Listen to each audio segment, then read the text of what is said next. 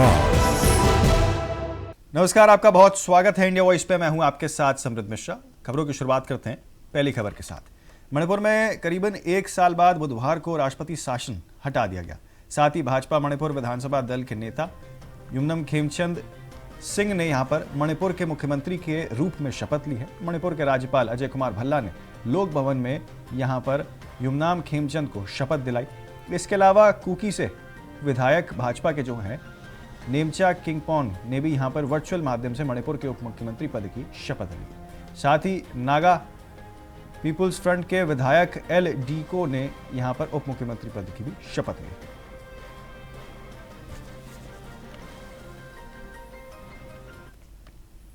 आगे बढ़ते अगली खबर की ओर। महाराजगंज में केंद्र बजट पर प्रेस वार्ता में जिले के प्रभारी और प्रदेश सरकार के आयुष, खाद्य सुरक्षा और औषधि प्रशासन राज्य मंत्री स्वतंत्र प्रभार डॉक्टर दयाशंकर मिश्र दयालु ने इसे विकसित भारत 2047 और आत्मनिर्भर भारत का दूरदर्शी दस्तावेज बताया है।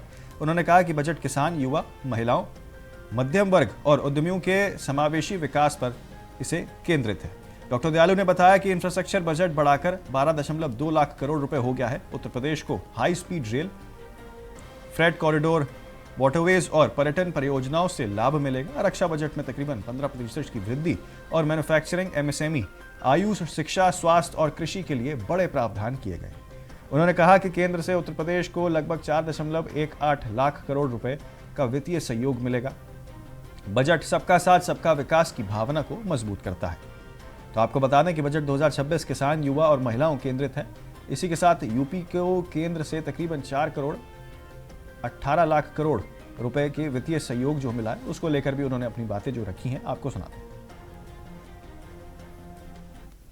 देश के प्रधानमंत्री जी ने विकसित भारत के संकल्प को पूरा करने के लिए, देश की विकास की गति को बराबर बनाए रखने के लिए एक ऐसा बजट पेश किया है जिससे कि देश की अर्थव्यवस्था जिस तेजी से बढ़ रही, हम दुनिया की सबसे तेज बढ़ने वाली अर्थव्यवस्था हैं, तो ऐसे में उस अर्थव्यवस्था पर कहीं किसी तरह से उसकी चाल धीमी न पड़े, इसलिए एक ऐसा समावेशी बजट और जनता की भलाई का बजट पेश किया है।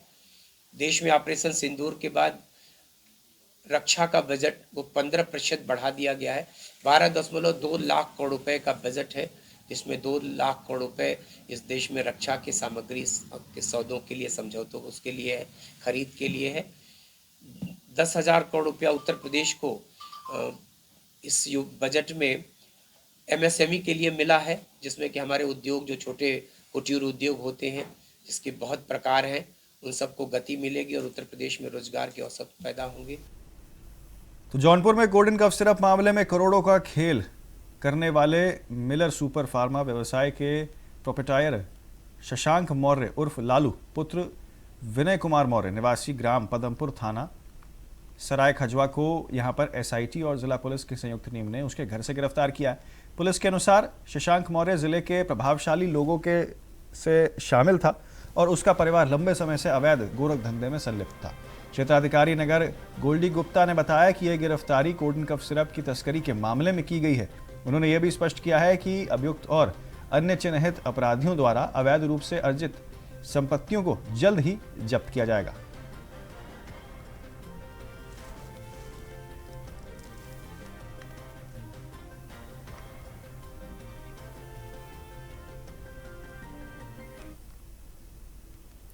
जिला संसाधन मंत्री स्वतंत्र देव सिंह ने बुलंदशहर में 138 करोड़ रुपए की लागत से 14 परियोजनाओं का लोकार्पण किया। इस अवसर पर बुलंदशहर विकास प्राधिकरण द्वारा नहर किनारे आदि योगी पार्क का शुभारंभ भी किया गया।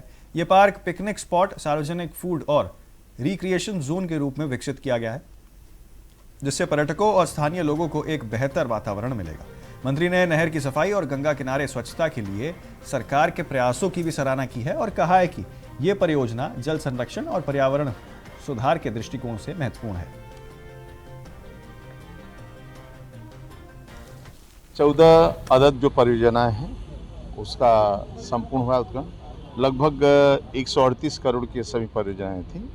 लाइनिंग है, रेगुलेटर है, इस प्रकार की जितनी भी परियोजना थी वो पूर्ण हुई है, जिससे किसानों को लाभ भी मिलेगा और उसका वातावरण में भी बदलाव आ रहा है। क्योंकि आने वाला समय, कल में बैठा था, लगभग ऐसी 41 हमारी नहरें थीं जो जेईई ने नीचे दौड़ा करके, हमारे अधिकारियों ने जो दौड़ा करके जो नहरें पटी हुई थी, मान लो पहले हमारे भट्टे भी थे, हमारे विभाग के अपने भट्टे थे, तो अपने भट्टे थे तो बहुत दिनों से भट्टे बंद हो गए, तो उस भट्टे की भी प्रॉपर्टी कहाँ है, तो ये पूरा ढूंढने के बाद और ऐसे कल जो शारदा सहाय की हम बैठक लिए, लगभग 41 हमारी नहरें और भट्टे नहीं मिल रहे थे, वो अभी साल भर के अंदर उन्होंने भट्टा भी अतिक्रमण जो था उसको भी अपने पास लिए और नहरें भी जिंदा करके उसी बजट में, कोई अलग से हम 41 नहरों का टेंडर देते तो 100-200-300 करोड़ खर्चा होता, लेकिन उसी में अपने ही खर्चे से निकाल कर और उस नहरों को भी ठीक करने के कारण और किसानों को सिंचित क्षमता बढ़ा है। तो आने वाला टेल की सफाई है, चाहे लाइनिंग है, रेगुलेटर है, साइफन है, ये सबों का चुस्त दुरुस्त करने से और इनका जीर्णोद्धार होने से पानी की क्षमता भी बढ़ी, स्पीड में बढ़ा और किसानों तक, टेल तक पानी भी पहुंचा। इटावा में समाजवादी पार्टी के राष्ट्रीय महासचिव शिवपाल सिंह यादव ने जिलाधिकारी शुभांत कुमार शुक्ला और एसएसपी ब्रजेश कुमार श्रीवास्तव से मुलाकात की है। इस दौरान उन्होंने आरोप लगाया कि सत्ता पक्ष के लोग शासन के बीएलओ से मारपीट और धमकी जैसी घटनाओं को अंजाम दे रहे हैं। शिवपाल यादव ने कहा कि फॉर्म 7 के माध्यम से भाजपा के लोग अल्पसंख्यक समाज और पीडीए समाज के वोट कटवा रहे हैं। उन्होंने चेतावनी दी है कि यदि बीएलओ और बीएलए के साथ हो रही घटनाओं को प्रशासन द्वारा नहीं रोका गया तो पार्टी धरना देगी। हालांकि इस बार उन्होंने धरना देने का मन बनाया था, लेकिन प्रशासन द्वारा आश्वासन मिलने के कारण फिलहाल शांत रहने का निर्णय लिया है।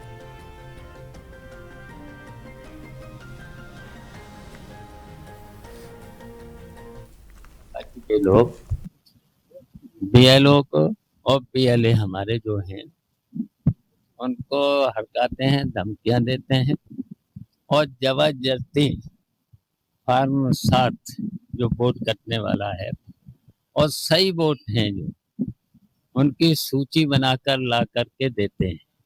आश्वासन दिया है। वैसे तो मैंने तो मन बना के आए थे, आज धरना पे बैठेंगे, धरने पे बैठने आए थे। अगर प्रशासन के लोग नहीं सुनेंगे, डीएमएसएसपी साहब से बात हो गई, अगर इस तरीके के बीएलओ या बीएलए या किसी के साथ अगर भारतीय जनता पार्टी ने के लोगों ने और जरा से मंडल प्रभारी हैं, 10 वोट नहीं है जिनके पास, देख ही लिया है, अभी एक छोटा सा चुनाव हुआ था, ये लोग धमकियां देते हैं और क्या क्या हो रहा है क्या मुझे पता नहीं है। आप लोगों को पता तो हो गई, आप लोग वैसे तो सूची मुझे पहले बता दिया करते थे, अब की बार नहीं बता रहे। हमारा निवेदन है कुछ बातें बता दिया करो। तो देखिए, आश्वासन दिया है, अगर इस तरह के लोग किसी बीएलओ बीएलए या किसी भी व्यक्ति को अगर इन लोगों ने धमकाया तो यहीं पर आ करके फिर धरने पर बैठेंगे, फिर हमारा संघर्ष शुरू होगा। धन्यवाद।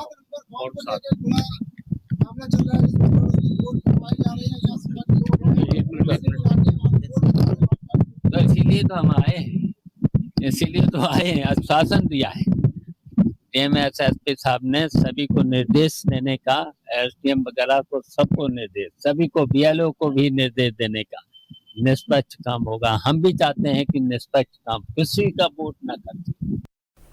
आगे बढ़ने के लिए खबर की ओर, बलिया में सपा अध्यक्ष अखिलेश यादव द्वारा निर्वाचन आयोग पर लगाए गए आरोपों पर यूपी सरकार के मंत्री और बलिया मंत्री प्रभारी दयाशंकर दयालु ने तीखी प्रतिक्रिया अपनी दी है। उन्होंने कहा कि अखिलेश यादव शुरू से ही निर्वाचन आयोग पर कई सारे हमले करते हुए आ रहे हैं और एसआईआर प्रक्रिया को गलत ठहरा रहे हैं, जबकि एसआईआर मतदाता सूची को शुद्ध करने का माध्यम है। दयालु मिश्रा ने बताया कि वर्ष 2003 में भी एसआईआर कराया गया था, उस समय अखिलेश यादव राजनीति में नहीं थे। उन्होंने कहा है कि परिसीमन हो या मतदान, सूची का पुनरीक्षण ये लोकतांत्रिक प्रक्रिया है। ममता बनर्जी के सवालों पर उन्होंने कहा कि जहां एसआईआर हुआ वहां हजारों फर्जी नाम सामने आए, जिससे कमियों को पता चल पाया है। वहीं राहुल गांधी के बयान पर दयालु मिश्रा ने कहा कि रक्षा बजट बढ़ाना और बड़े रक्षा सौदे करना सरकार की जिम्मेदारी को दर्शाता है, ना कि उसे मुंह मोड़ना।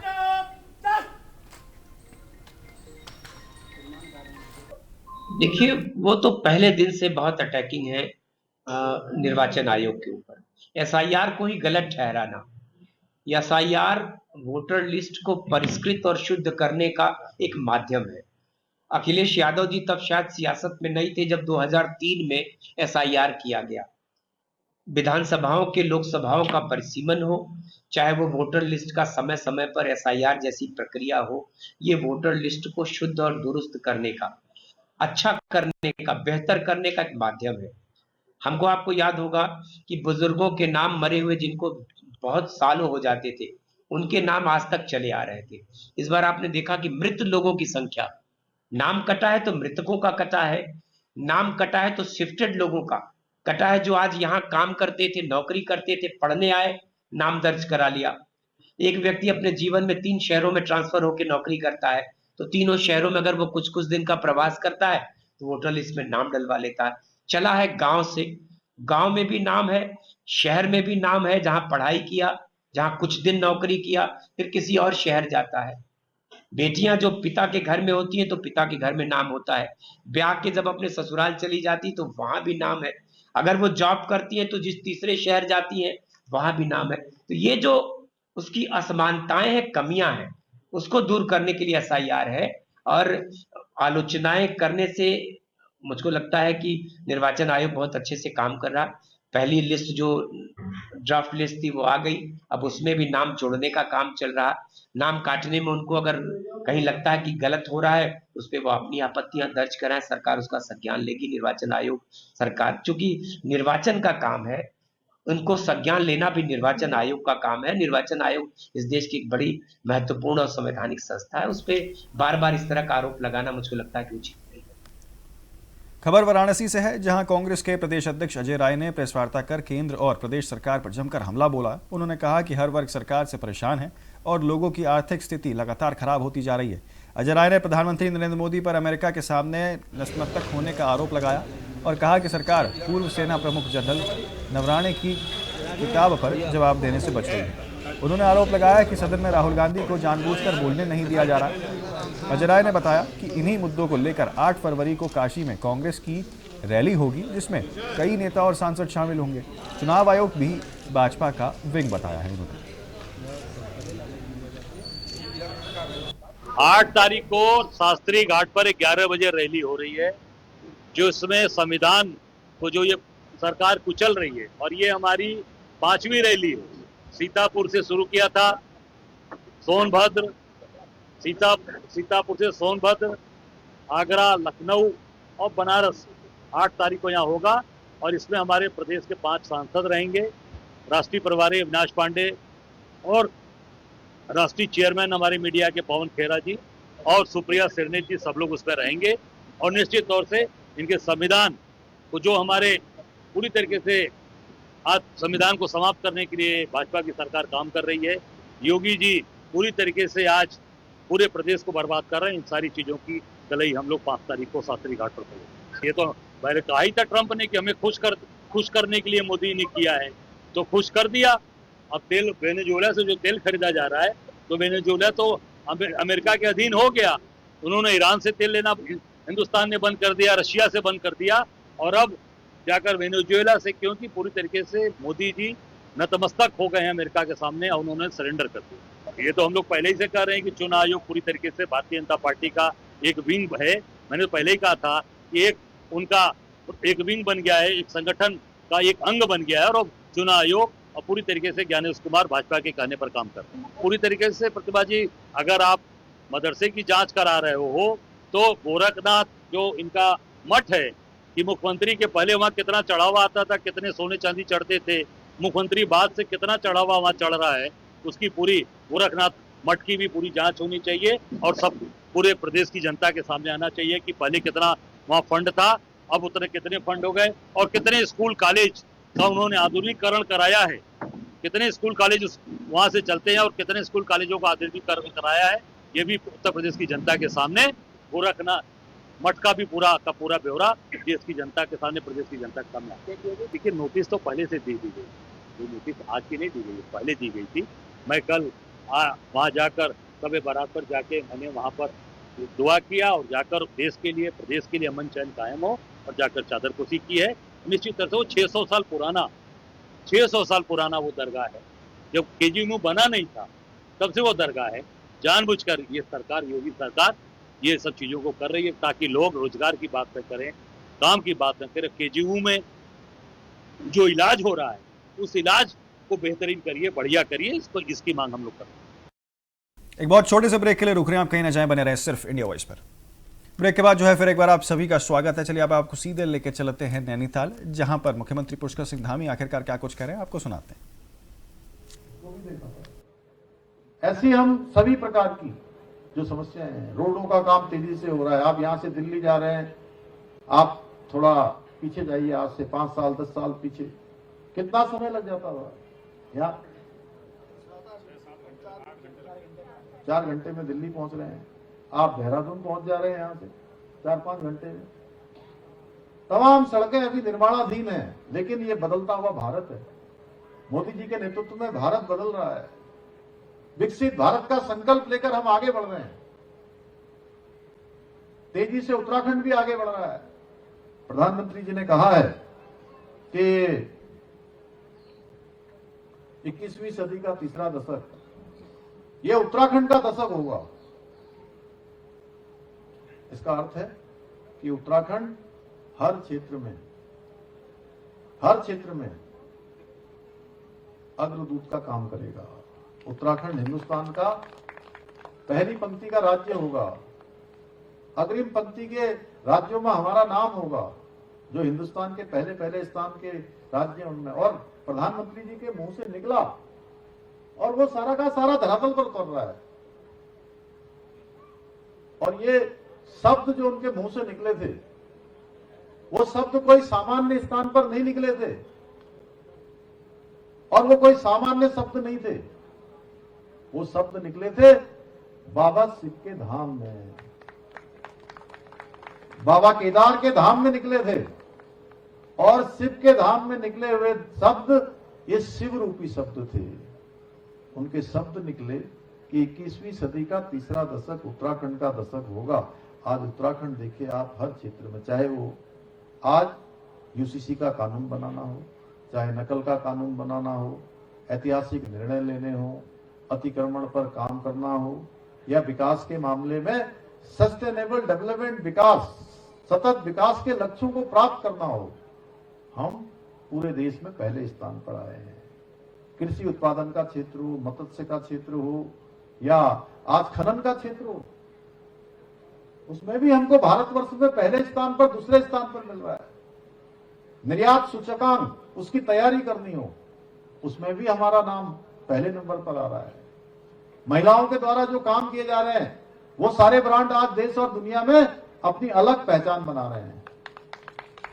ईज ऑफ डूइंग बिजनेस हो, ईज ऑफ लिविंग बिजनेस हो, हमारे युवा नौजवान जो प्रयास कर रहे हैं, अनेक स्थानों के लिए अनेक नवाचार कर रहे हैं, उन स्थानों में पहला स्थान, लीडर की श्रेणी हमको मिल रही है। ऐसे कितने ही क्षेत्र हैं, चाहे वो संस्कृति और कला का क्षेत्र हो, कर्तव्य पथ पर उत्तराखंड की जो हमारे इसी मानस खंड की झांकी, उसको पहला स्थान मिल रहा है। आगे बढ़ते हैं बाकी खबरों की ओर। आपको बता दें, प्रतापगढ़ पुलिस को यहां पर बड़ी सफलता मिली है। थाना नवाबगंज पुलिस और स्पेशल टीम ने संयुक्त कार्रवाई करते हुए संगठित चोरी गिरोह का पर्दाफाश यहां पर किया। पुलिस ने 7 शातिर अभियुक्तों को गिरफ्तार किया और उनके कब्जे से करीब 2,25,000 रुपए मूल्य का चोरी का सामान, ऑल्टो कार और चोरी के औजार बरामद किए हैं। मामला 28 जनवरी को कुसुवापुर बाजार छाछामाऊ स्थित टाइनी शाखा में जो है हुआ था और चोरी से जुड़ा हुआ पूरा मामला बताया जा रहा है। पुलिस ने गिरोह के 7 सदस्यों को गिरफ्तार किया है, जिनके पास से तकरीबन 11 बैटरी, 6 इन्वर्टर और अन्य उपकरण मिले हैं। पूछताछ में गिरोह के कई चोरों ने यहां पर जो है चोरी की कई वारदातों का भी खुलासा किया।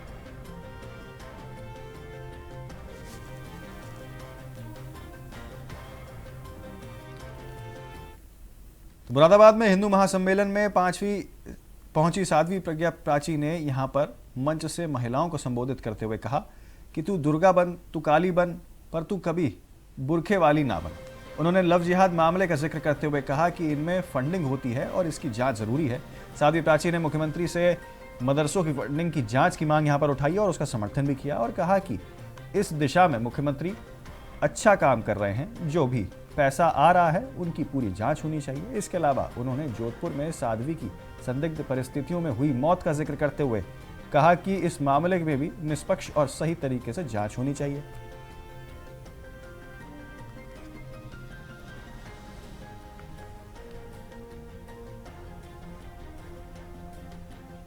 देखिए पत्रकार बंधुओं, राष्ट्रीय स्वयंसेवक संघ का शताब्दी समारोह हिंदुस्तान के कोने कोने में मनाया जा रहा है। आज ठाकुर द्वारा में भी राष्ट्रीय स्वयंसेवक संघ की टीम ने हिंदू सम्मेलन रखा है।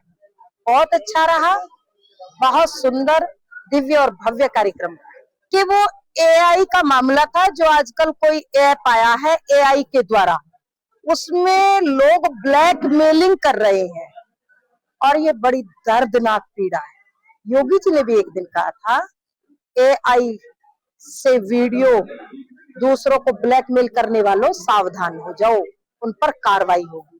लेकिन मैं कहूंगी सरकार से कि इस पर कठोर निर्णय लीजिए, एक कठोर कानून बनाइए, क्योंकि किसी को भी एक युवा सन्यासिनी जो कि बहुत अच्छा समाज को दिशा निर्देश प्रेरणा का स्रोत थी, दिशा देने का काम कर सकती थी, हिंदुत्व को बचाने में अपना योगदान दे सकती थी, उसने अपनी जीवन लीला समाप्त कर दी। देखिए उत्तर प्रदेश के मुख्यमंत्री भारतीय जनता पार्टी की सरकार बहुत अच्छा काम कर रही है, यही होना चाहिए, क्योंकि अवैध तरीके से बहुत सारे काम चल रहे जिनका मैं नाम नहीं लूंगी क्योंकि फिर आप कहोगे कि विवादित बयान, इसलिए साफ साफ कहना चाहती हूँ उत्तर प्रदेश की सरकार जो कार्य कर रही बहुत अच्छा काम कर रही है।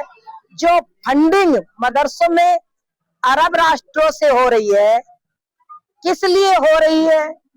सरकार वेतन दे रही है, टैक्स हिंदू भर रहा है, देश को तोड़ने की कहीं साजिश ना होने पाए, इसलिए योगी जी ने जो किया है ये काम बहुत अच्छा किया है। तो उत्तर प्रदेश में जारी राजनीति के बीच बीजेपी में पार्टी विस्तार की खबरें सामने आ रही हैं। राज्य में योगी सरकार की कैबिनेट में जल्द ही फेरबदल हो सकता है। पार्टी के अंदर कई दिग्गज नेताओं के बीच मंत्रिमंडल में अपनी स्थिति को लेकर चर्चाएं तेज हो गई हैं। देखिए लखनऊ से हमारे संवाददाता अनुराग तिवारी की रिपोर्ट। मंत्रिमंडल विस्तार की चर्चाओं के बीच संगठन में भी बदलाव और विस्तार की चर्चाएं अब लखनऊ में शुरू हो गई हैं। लखनऊ से लेकर के दिल्ली दरबार तक चर्चाओं में ये बात अब कहीं ना कहीं तय नज़र आ रही है कि तमाम वो चेहरे जिनको जातीय देख करके आने वाले चुनाव के पहले संगठन में या फिर मंत्रिमंडल में जगह दी जाएगी। 27 में होने वाले चुनाव को लेकर के बीजेपी पूरी तरीके से अब इलेक्शन मोड में नज़र आ रही है। वहीं दूसरी ओर प्रमुखतम विपक्षी दल समाजवादी पार्टी भी कमर कस चुका है। अखिलेश यादव की लगातार एसआईआर के विषय में बयानबाजी जारी है। तमाम मुद्दे और हैं जिनको भी वो लगातार उठा रहे हैं। इसी बीच कांग्रेस का भी तगड़ा दाव है। मनरेगा बचाओ आंदोलन के तौर पे 100 दिन को लेकर के जो प्रोटेस्ट की योजना है वो कांग्रेस ला चुकी है। तमाम जगहों पर जनपदों के बाद जनपद कांग्रेस टारगेट कर रही है, जहां पर वो पंचायत करके सरकार की नाकामियों को बता रही है। नेता विधानमंडल दल आराधना मिश्रा मोना पहले ही कह चुकी हैं हम कि पंचायतों में जाएंगे और बीजेपी की जो असली इमेज है, असली काम है, वो हम बताएंगे। लोगों को बताएंगे कि मनरेगा कितनी इम्पोर्टेंट थी और वीबीजी राम जी जो नया नाम कन्वर्ट किया, योजना नए तौर से लाई गई है, वो किस तरह से देश के अहित के लिए है। बहरहाल इसके इतर बीजेपी का अलग तर्क है। वीबीजी राम जी को ला करके बीजेपी कह रही है कि 100 की जगह हमने 125 दिन की गारंटी रोजगार दी है। दोनों तरफ बयानबाजी जारी है, तर्क अपने अपनी राजनीतिक दल दे रहे हैं। लेकिन इस सब के बीच में बड़ी खबर यही है कि मंत्रिमंडल का और संगठन के अंदर भी एक बड़ा विस्तार जल्द ही देखा जा सकता है। अब देखना ये होगा कि लखनऊ से जो नामों की लिस्ट दिल्ली पहुंचेगी उनमें कितने नामों पर दिल्ली दरबार मोहर लगाएगा। कैमरा सहयोगी हरीश के साथ अनुराग तिवारी, इंडिया वॉइस, लखनऊ। तो फिलहाल के लिए इस बुलेटिन में मेरे साथ इतना ही। जल्द होंगे हाजिर और खबरों के साथ। आप देखते रहें और बने रहें सिर्फ इंडिया वॉइस।